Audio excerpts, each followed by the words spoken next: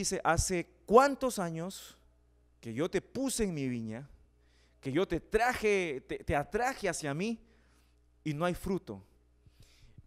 ¿Y qué es lo que decide el dueño? Le dice al encargado, le dice, entonces corta este árbol porque no da fruto. Está inutilizando la tierra. Es bien interesante eso, está inutilizando la tierra. ¿Qué dice el viñador? Y aquí el viñador es la imagen, es una figura del Señor Jesús. Versículo 7. Él entonces respondiendo le dijo, Señor, déjala todavía este año, hasta que yo cabe alrededor de ella y la abone. Y si diere fruto, bien, y si no, la cortarás después. ¿Cuánto pidió el viñador? Un año. Pidió un año. Le dijo Jesús, le dice a su Padre Celestial, ¿no? Mejor, Dios le dice a Jesús, mira, hace 3 años, 5 años, 10 años, 15 años, 20 años, 30 años, 40 años, lo que sea, ¿no?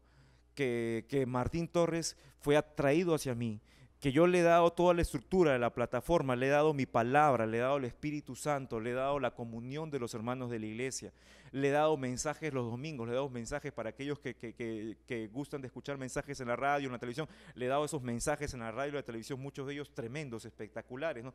Le he dado el consejo de amigos, le he enseñado a través de ejemplos, de experiencias cotidianas donde él puede ver mi mano, pero hace tantos años que yo lo he traído a mí y no da fruto. Y la respuesta de Jesús es, todavía no cortes a Martín Torres. Un año más. Y por eso nuestro mensaje se llama una nueva oportunidad. Es de pronto Jesús pide por nosotros, hermanos. No que Dios nos comprenda, no que Dios vea qué tan débiles somos, porque ciertamente lo entiende, sino un año más para poder nosotros levantarnos, dejar de vivir en la autoconmiseración, como mencionamos en algún mensaje anterior, y comenzar a dar fruto, ¿no? Ese es el asunto. Y de eso trata este mensaje. Y vimos el ejemplo de una persona que tenía en su mente una confusión con respecto a lo que Dios espera de su vida y que a esa persona no le permitía esa confusión en su cabeza dar fruto, ¿no? Y vimos este personaje porque este personaje nos va a ayudar a desarrollar lo que hoy día vamos a tocar. Pero vimos 2 características, y voy a mencionar una más de este personaje que tenía todo confundido, este personaje es Saúl, en su mente, ¿no? Entonces nos trasladamos rápidamente a ver la vida de Saúl. 1 Samuel capítulo 15. Lo voy a mencionar rápidamente. El pueblo de Israel, cuando sale de Egipto, se encuentra en el desierto con un gran enemigo, el pueblo de Amalek.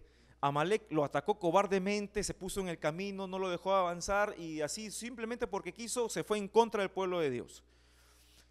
Cuando Dios le permite al pueblo de Israel entrar a la tierra prometida, antes de entrar justo Moisés le da un discurso al pueblo y Dios le dice al pueblo a través de Moisés, cuando entres a la tierra prometida y tengas descanso, reposo, te pido una cosa, pueblo de Israel. Escucha bien, pueblo de Israel, tú vas a buscar a Amalek y vas a borrar su memoria del cielo. Dice, vas a raer su memoria del cielo.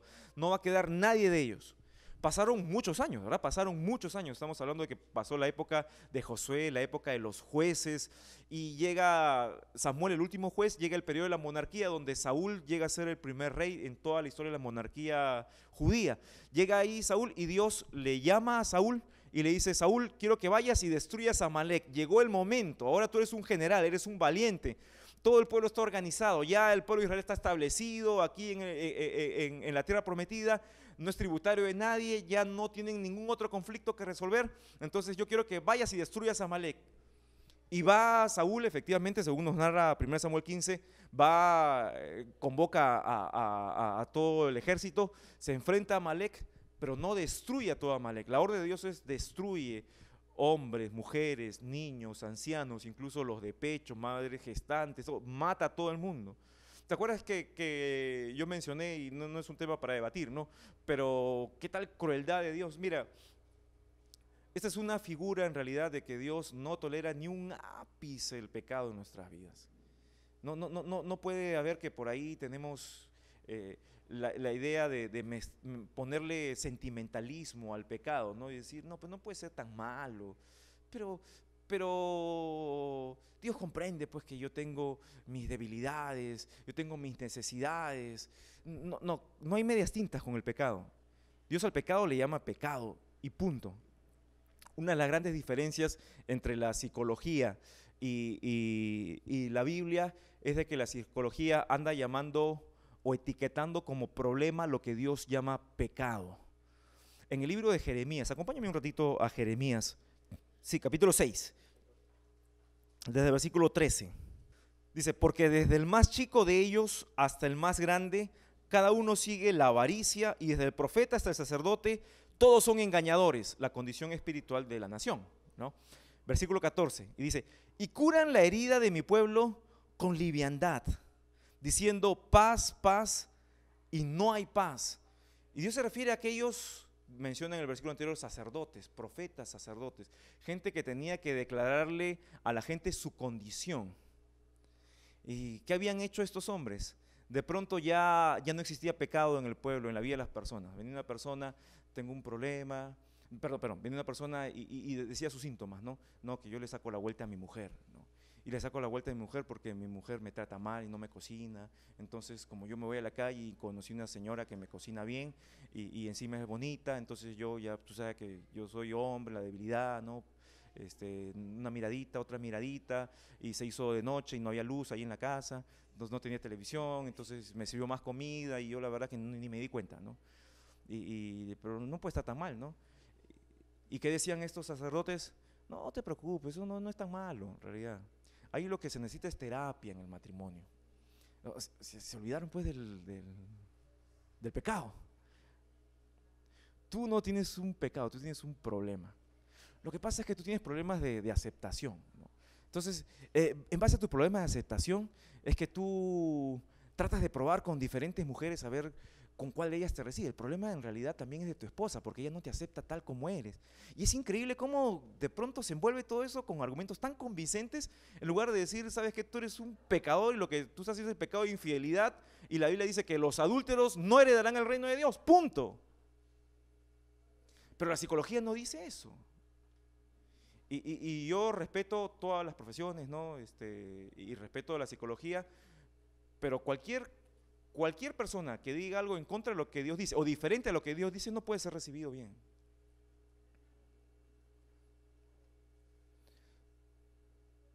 Y dice, curan la herida de mi pueblo con liviandad, ¿no? Hay países capitalistas que son más socialistas que cualquier país, que se confiesa socialista, ¿no? Donde a la gente se le consiente cosas como, por ejemplo, si tú tienes una mala actitud, eres una persona de una mala actitud y tu jefe te dice algo, tú lo mandas a rodar, entonces de pronto tú no eres una persona que necesitas corregirte y cambiar para conservar un trabajo, ¿no? Tú tienes problemas de ira y lo que mereces es una terapia, ¿no? Y mereces un cheque del gobierno de pronto hasta que resuelvas tu problema de ira, cuando lo que tú tienes es eres un egoísta, un insensato, un forajido, una persona que no sabe distinguir la autoridad. A los niños, ¿no? Lo hemos dicho muchas veces, cuando yo era chiquito y me portaba mal, mi mamá me daba, ¿no? ¿A cuántos sus padres los han corregido? Han tenido la gran bendición de que sea una generación de sus padres los corregían. Levanten la mano los que han sido bendecidos con un tastaz de parte de sus padres. Denle gracias al Señor por esa gran bendición que han tenido. Porque hoy en día hasta hay leyes en ciertos países que quitan esa bendición a las nuevas generaciones. Y es terrible. Es terrible. Pero todas estas cosas es por cambiarle de nombre a las cosas. Si un niño se porta mal, el niño es desobediente. ¿Qué merece? Que se le arregle. Es interesante, nosotros usamos una palabra para los niños consentidos, le decimos engreídos, ¿verdad? Engreídos. ¿Han escuchado esa palabra? Por supuesto. ¿Cómo se dice engreído en inglés? A ver, aquellos trilingües, cuatrilingües, pentalingües, spoiled, ¿verdad? Y exactamente qué significa literalmente. Significa arruinado, porque spoil es arruinar. Entonces un niño engreído, la palabra que nosotros usamos engreído en inglés es arruinado, es un niño que está arruinado. Nace arruinado un niño, nace con una tendencia pecaminosa, como todos nosotros, pero no nace arruinado. ¿Quiénes lo arruinan? Los padres. Y para eso no hay una pastilla, para eso no hay pues una terapia, no, para eso hay corrección de padres que temen la palabra de Dios. De otra manera no se puede. Pero la psicología nos engaña. Y no quiero decir, entonces, todos los psicólogos son malos, no creas en la psicología. No, realmente no. Realmente no. Yo creo que como toda carrera tiene su parte técnica, teórica, que es muy útil para entender procesos y para entender ciertas cosas, pero en su ejecución nadie puede tratar con la vida de las personas como lo hace la palabra de Dios. Nadie, solamente la palabra de Dios. ¿Cuántos dicen amén a eso? Lamentablemente, como te digo, cuanto más desarrollo se presume en una sociedad, menos aceptación y menos acercamiento hay a este libro.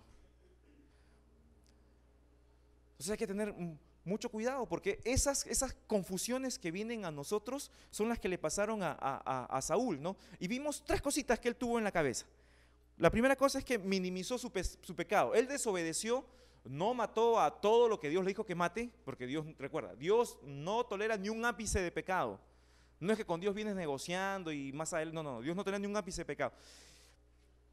Vino el profeta y le dice y Saúl le dice, he cumplido la palabra de Dios. Pero y ese sonido del ganado que escucho y todo esto los pertrechos de guerra, ¿qué es todo eso? Y Saúl dice, eso no es nada. La primera cosa es minimizar el pecado. No minimices el pecado en tu vida, ¿ya? No minimices el pecado en tu vida. El pecado es pecado, el pecado hay que desterrarlo. Saúl minimizó el pecado y minimizó el mensaje en contra del pecado. Esto es una de las cosas, una de las tendencias también de la sociedad en nuestros días, ¿no? Quiero referirme a las iglesias cristianas.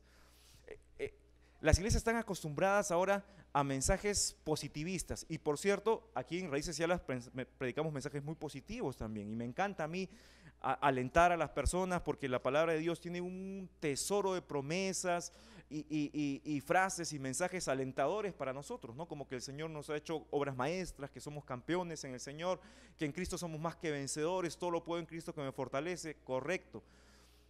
Pero hay muchas iglesias que si no se les predica así en tono libro de autoayuda y se les denuncia el pecado, entonces ya no les gusta.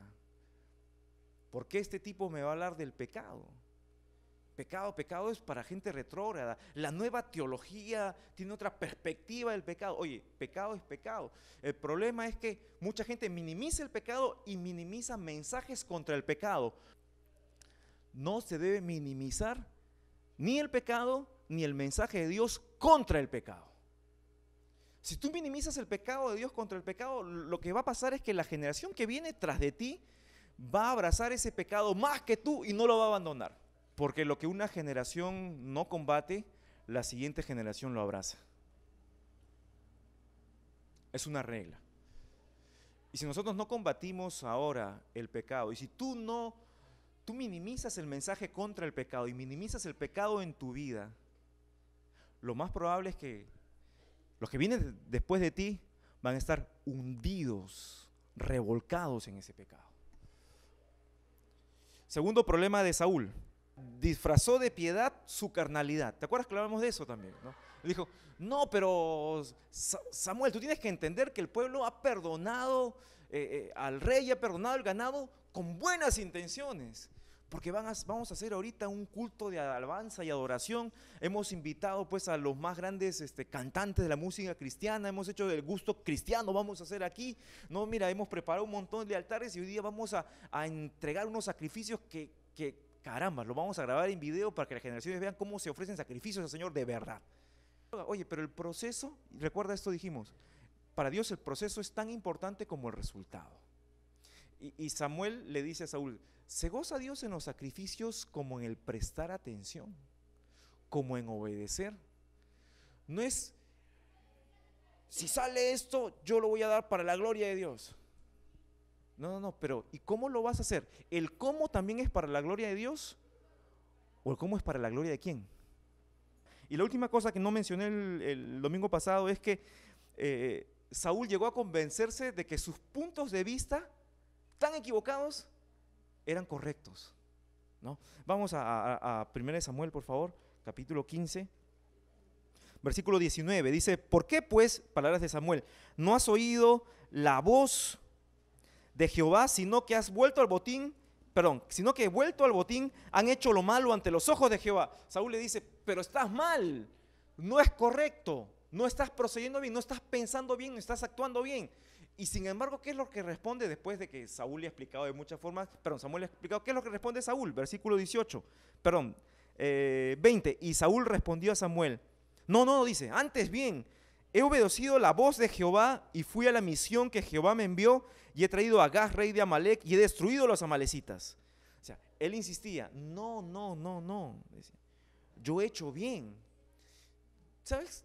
Yo aquí noto una cosa.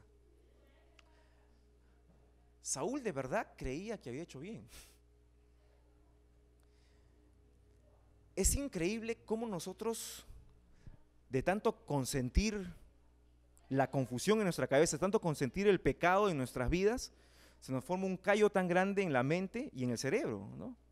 Y de pronto se desconecta nuestro razonamiento, se desconecta del sometimiento a la palabra de Dios, y de pronto nos convencemos de que estamos pensando bien, de que nuestra mente equivocada, nuestro error es correcto y lo creemos. Uy, ¿alguna vez te has dado cuenta que viviste engañado por alguna razón? ¿Sí? Levanten su mano, los que he vivido engañado respecto a esto. No es que he vivido mientras me engañaba, no, he vivido engañado. Yo pensaba que esto era así y no era así. No era así.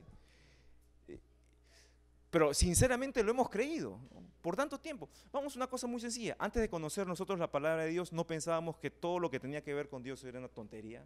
¿Cuántos pensaban así? No, para cierta gente de menor categoría, etcétera. Pensábamos así, ¿no?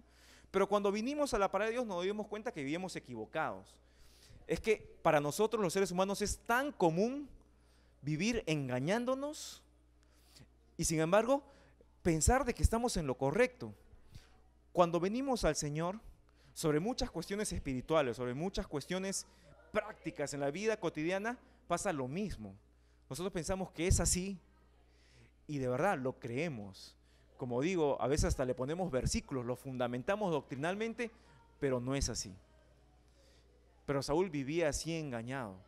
El problema es que muchos de nosotros somos así como Saúl. ¿Por qué vivimos nuestro día a día de tipo ascensor, arriba, abajo? ¿Por qué vivimos como si no fuera a haber nada más profundo, interesante, sólido en nuestra vida? Porque somos como Saúl. No es un problema de Dios, es un problema de nosotros, ¿ya? Ahora te voy a mencionar rápidamente 3 verdades. Volvemos al pasaje de de Lucas, por favor. Lucas 13. 3 verdades invariables, ¿ya? Respecto a nuestras vidas para poder tener una oportunidad más, para entender. Si no respetamos estas leyes, estas verdades, vamos a perder nuestra oportunidad.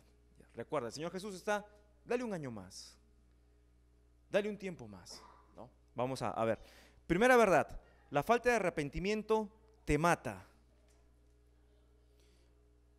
Como el caso de Saúl, ¿verdad? Saúl insistió hasta el último, yo estoy bien, yo estoy bien, yo estoy bien. Finalmente Samuel le dice, ya que insistes en lo mismo, te voy a decir una cosa. Tu reino hoy pudo haber sido afirmado para siempre. Pero por lo que has hecho, por tu falta de arrepentimiento, Dios se ha buscado uno mejor que tú. Y cuando nos postulamos a algo, a un trabajo, por ejemplo, tratamos desde el currículum, ¿no? Decir cosas poquito por encima de lo que somos. Es una perspectiva churrigueresca de nosotros mismos, ¿no? Muchas veces, ¿no? Una visión barroca, ¿no? de nosotros mismos, ¿no? Entonces la gente lee, qué bien, la entrevista personal. Y son muchos para el mismo puesto, ¿no? Muchos. Y tratamos de nosotros de ganar, de mostrar que somos mejores. Pero qué fuerte, qué duro es cuando nos dicen, no, hay gente que es mejor que tú. Imagínate que mañana llegas a tu empleo, llegas a tu oficina, a tu fábrica, lo que sea, llegas o hablas con tu cliente y la persona que te ha contratado, tu jefe, valga, lo que sea, quien está por encima tuyo, te recibe bien. No, vamos a imaginar este señor va a hablar con su cliente y su cliente le dice, mira, ¿sabes qué? Yo te respeto mucho, todo, pero me he conseguido uno que es mejor que tú y mira, de hablar nomás ya me dio resultados. O sea, qué sensación, ¿no? No solamente perdió un cliente, sino esa frase, ¿no? Que es mejor que tú, para ser competitivos con nosotros, es duro, de verdad. Es duro. Por último, lo escojo a él, pero porque es mejor que tú. Y aquí a Saúl, un hombre lleno de orgullo, ¿no? Tan engañado, tan confundido, Samuel le declara: lo perdiste todo porque Dios ha conseguido uno que es mejor que tú. Que era un jovencito chiquito, así todo despeinado, que cuidaba ovejas. Qué duro, ¿no?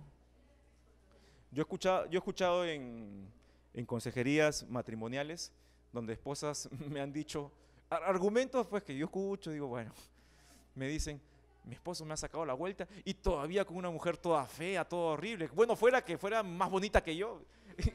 Me llama la atención ese argumento, pero hasta ahí se ve la competencia, ¿no? El que nosotros de todas maneras nos sentimos mejor, pero para Dios mejor es diferente, ¿no?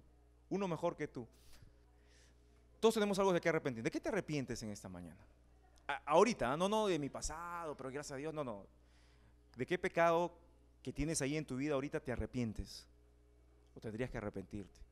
Mira, si no te arrepientes, estás hecho. La falta de arrepentimiento te mata y eso no va a cambiar nunca. Vamos a un versículo, por favor. Vamos a Proverbios capítulo 28, versículos 13 y 14. El que encubre sus pecados, ¿qué dice allí? Fuerte, fuerte. ¿Qué dice? No prosperará. El que encubre sus pecados no prosperará. Encubrir es esta idea que tenemos, hasta hay un dicho popular, ¿no? Que recoges toda la tierrita de tu casa, levantas la alfombra y lo tiras ahí abajo. No estás limpiando en realidad, estás escondiendo la suciedad. Dice: el que encubre sus pecados no prosperará, pero el que los confiesa. Y no estamos hablando no estamos diciendo que tienes que ir a confesarte con otra persona, ¿no? Todos los hombres, que son 3, que están justo en esta fila, son aquellas personas que están listas aquí en Raíces y Alas para que ustedes vayan y confiesen sus pecados con ellos 3. No, eso no existe. La palabra de Dios dice que si confesamos nuestros pecados, Él, Dios, porque confesamos al Señor, Él es fiel y justo para perdonar nuestros pecados. Solamente Dios puede recibir nuestra confesión y perdonar. Nadie más puede hacerlo, según lo que nos enseña la Biblia, ¿no? Y dice: el que cubre sus pecados, el que los disfraza, el que dice, después trabajo en eso, no, dice, no prosperará. Y mira, qué lindo que Dios usa una palabra que es tan integral o tan integracionista para nosotros. La prosperidad es integral. ¿Qué es prosperidad según la Biblia? Tener todo lo que necesitas para cumplir tu propósito. Eso es la verdadera prosperidad. Y todos nosotros queremos prosperidad, ¿verdad? Yo quiero ser una persona próspera, yo quiero cada día tener todo lo que necesito para cumplir el propósito de Dios en mi vida. Como iglesia queremos ser prósperos, tener todo lo que necesitamos para cumplir el propósito de Dios en nuestra vida. Pero dice que el que encubre sus pecados no prospera. Segundo principio o verdad invariable: la falta de fruto te descalifica. Vamos a Juan capítulo 15. ¿Te acuerdas en el pasaje de Lucas qué es lo que buscaba el dueño de la viña? ¿Qué es lo que buscaba? Fuerte, ¿qué buscaba? Fruto. Venía a buscar fruto. Dijo: hace 3 años que vengo y no consigo fruto. Ni siquiera un higo así chiquitito, no tiene nada, no me da nada de esa higuera, nada. Me da problemas, me consume recursos, es de alto mantenimiento, costo de alto mantenimiento. Alto costo de mantenimiento, perdón. Es complicado tener esta planta acá porque no da fruto. Mira, vamos a Juan capítulo 15, vamos a leer algunos versículos. Versículo 1: yo soy la vid verdadera y mi Padre es el labrador. Hablando Jesús de sí mismo y de Dios el Padre. Versículo 2: todo pámpano que en mí no lleva fruto, lo quitará. Y todo aquel que lleva fruto, lo limpiará para que lleve más fruto. Nota que aquí dice, versículo 2, todo pámpano que en mí no lleva fruto. Porque hay personas que dicen: yo logro muchas cosas separado del Señor. Pero aquí la Biblia es clara. Jesús dice: todo pámpano que en mí, conmigo, no es productivo. Versículo 3: ya vosotros estáis limpios por la palabra que os he hablado. Permaneced en mí y yo en vosotros. Como el pámpano no puede llevar fruto por él mismo si no permanece en la vid, así tampoco vosotros si no permaneciereis en mí. 5: yo soy la vid, vosotros los pámpanos. El que permanece en mí y yo en él, este lleva mucho fruto, porque separados de mí nada podéis hacer. Hasta ahí vamos a leer nomás. Dios tiene la expectativa, una vez que Él nos llama, nos convoca, nos atrae a Él de que llevemos fruto, de que demos resultados, de que seamos productivos, de que seamos de beneficio para los demás. Es lo que Dios espera.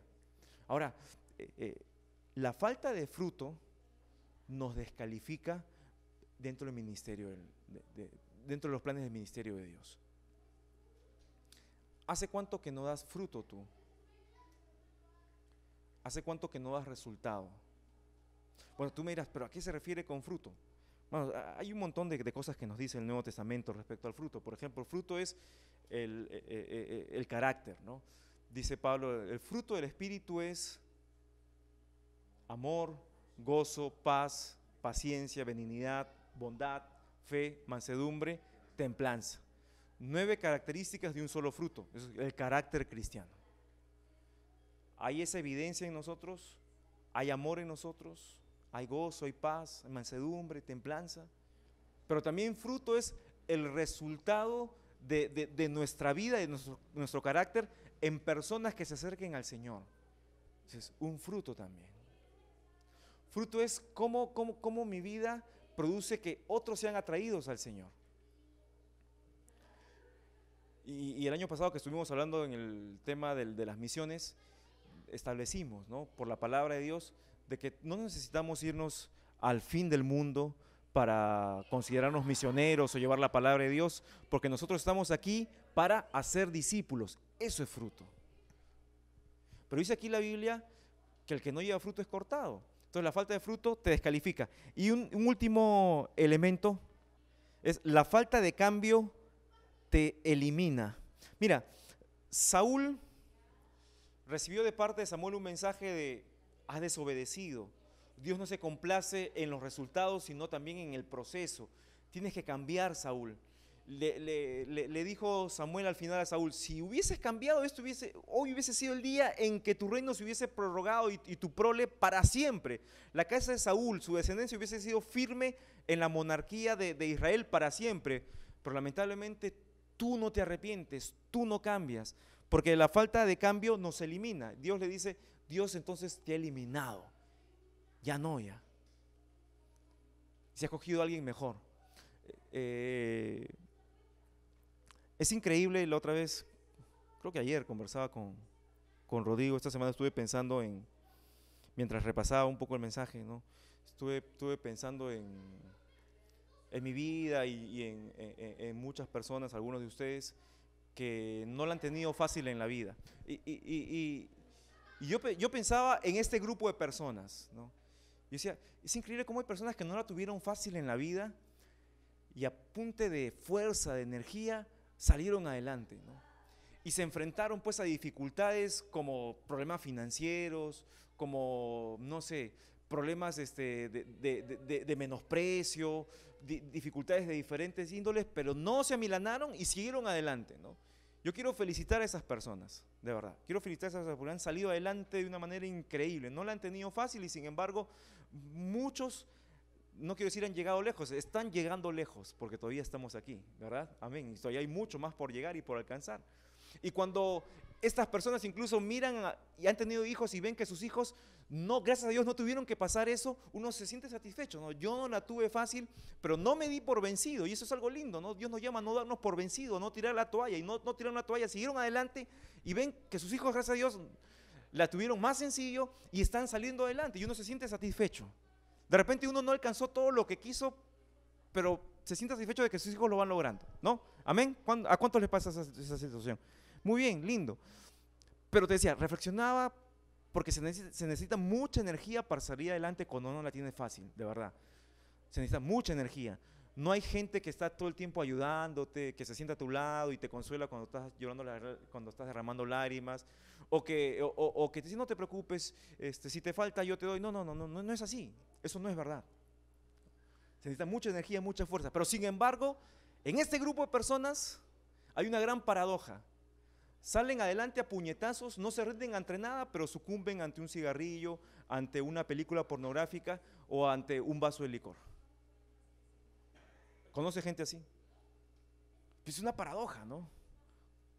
¿Cómo se puede ser tan fuerte y sucumbir ante algo tan pequeño e inerte muchas veces?